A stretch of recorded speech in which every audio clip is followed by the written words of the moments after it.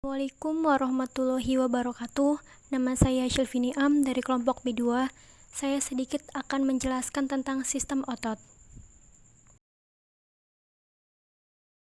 Nah, apa sih sistem otot itu? Sistem otot adalah sistem organ pada manusia dan juga hewan yang mengizinkan makhluk tersebut bergerak. Pada sistem otot manusia, terbentuk dari 600 otot. Otot terbentuk dari sel-sel khusus yang disebut serabut otot. Otot melekat pada tulang atau organ dalam dan pembuluh darah. Setiap jenis otot memiliki fungsi tertentu, yang terutama adalah menciptakan gerakan.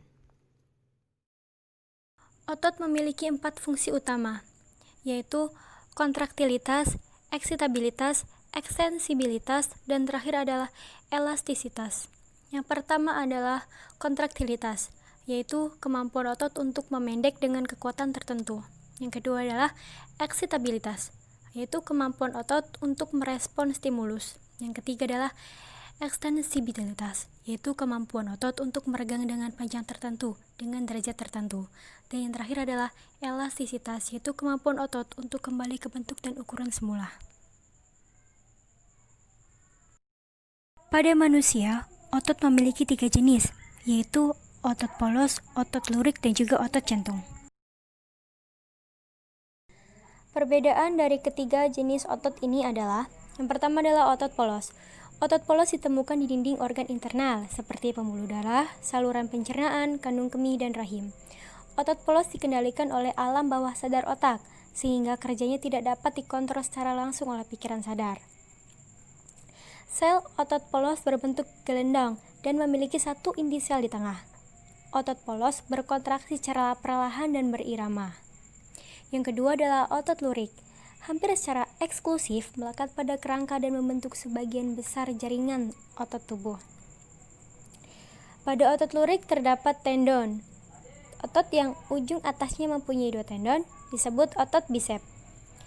Sel otot lurik berbentuk silinder yang memiliki bagian gelap dan terang sehingga tampak seperti lurik.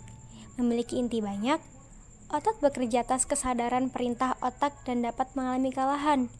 Otot melekat pada rangka sehingga disebut otot rangka. Yang terakhir adalah otot jantung. Seperti namanya, otot ini hanya ditemukan di jantung. Otot jantung bertanggung jawab untuk memompa darah ke seluruh tubuh. Otot jantung juga tidak dapat dikendalikan secara sadar. Jadi, ini juga disebut dengan otot tak sadar. Sementara, hormon dan sinyal dari otot menyesuaikan laju kontraksi. Sel-sel otot jantung merangsang jantung untuk berkontraksi. Sel otot jantung memiliki garis-garis terang dan gelap disebut lurik. Susunan saraf protein di dalam sel menyebabkan pita terang dan gelap ini. Sel otot jantung berbentuk silinder memanjang dengan satu inti sel di tengah. Kurang lebihnya saya mohon maaf. Wassalamualaikum warahmatullahi wabarakatuh.